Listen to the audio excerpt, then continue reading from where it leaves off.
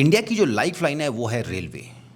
और सपोज कि कोई ऐसी कंपनी जो रेलवे में ब्रॉडबैंड, टेलीकॉम, है ना, जो मल्टीमीडिया नेटवर्किंग का जो काम होता है, कंपनी वो काम संभालती हो रेलवे का, तो कितना बड़ा काम उस कंपनी के पास है, कितना बड़ा फ्यूचर उस कंपनी के पास है। क्योंकि हम सबको पता है इंडिया एक ऐसा देश है जिसका पॉपुलेशन 140 करोड़ है। रोज़ यहाँ करोड़ों लोग ट्रैवल करते हैं ट्रेन में, और ट्रेन की संख्या दिन पे दिन बढ़ती ही जाएगी क्योंकि ट्रेन जो है इंडिया की लाइफ लाइन है। तो कोई एक ऐसी कंपनी जिसके पास पूरा नेटवर्किंग का काम हो रेलवे का, उसका फ्यूचर कितना अच्छा हो सकता है। एक ऐसी कंपनी है रेलटेल, गवर्नमेंट कंपनी है, और इसके पास जितना भी नेटवर्किंग का काम होता है, लाइक आप जब भी रेलवे स्टेशन पे जाएंगे तो रेलटेल का वाईफाई आपको दिखेगा। इसके अलावा जितना ब्रॉडबैंड, मल्टीमीडिया, टेलीकॉम, जितना भी कंट्रोल होता है ट्रेन के जो नेटवर्क साइड से जो कंट्रोलिंग होती है, वो सारा काम जो है यही कंपनी देखती है। तो इस कंपनी को भी आप स्टडी कर सकते हैं। लाइक पिछले एक साल का अगर इसका परफॉर्मेंस देखें तो 4 से 5 गुना तक हो चुकी है कंपनी। सो कंपनी के पी रेशियो के बारे में बात करें तो ये लगभग 50 के आसपास पी रेशियो पे खड़ी है कंपनी। तो ये थोड़ा सा महंगा लग सकता है शेयर, क्योंकि पिछले एक साल में इतना ज़्यादा रिटर्न दे चुकी है कंपनी कि उतना पी रेशियो होना तो लाजमी है। अब आप कहते होंगे 50 का पी रेशियो थोड़ा सा महंगा है, क्या भी हम इन्वेस्टमेंट इसमें कर सकते हैं कि नहीं कर सकते हैं। तो देखिए, कई बार क्या होता है कि आप देखते होंगे, सपोज आप क्रिकेट का एग्जाम्पल ले लीजिए, IPL ले लीजिए। कई बार देखते होंगे कि कोई बंदा 10,000 रन ऑलरेडी इंटरनेशनल में स्कोर कर चुका है, उसकी उतनी बोली नहीं लगती, राइट।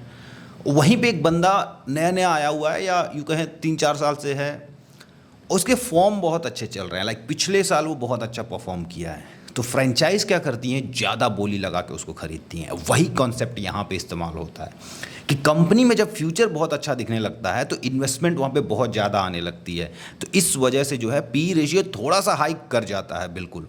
और ऐसा नहीं है कि 50 के पी रेशियो महंगा हो गया तो वो कंपनी वहाँ से गिर के वापस 25 पे ही चली जाएगी, या आधी हो जाएगी तो पी आपका आधा हो जाएगा। ऐसा बिल्कुल नहीं होने वाला, क्योंकि अगर कंपनी में दमखम है तो पी रेशियो 100 तक पहुँच जाता है। लाइक एस्ट्रल एक कंपनी है जिसके बारे में हम लोग पहले भी बात कर चुके हैं दूसरे वीडियो में, उसका पी रेशियो 90 से ऊपर है, आई थिंक 100 के आसपास है।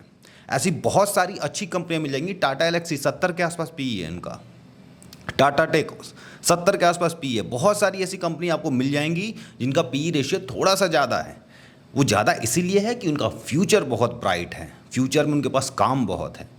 सो हमेशा आप इस चीज़ को पी रेशियो थोड़ा सा कम बिल्कुल आप देखना चाहिए कि लाइक 25-30 के अंदर पी रेशियो हो चलेगा, लेकिन हमेशा वो हमेशा वही पैरामीटर्स नहीं होता जिससे आप किसी कंपनी को जज करें।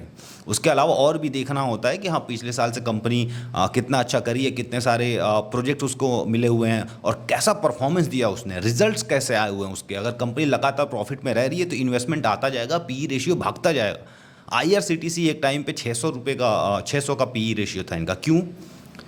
क्योंकि वो मोनोपोली है। लाइक रेलवे में कैटरिंग का काम कोई और संभालता ही नहीं है। आप किसी भी वेबसाइट से जाएं, आपको टिकट बुक कहाँ से होता है, IRCTC से।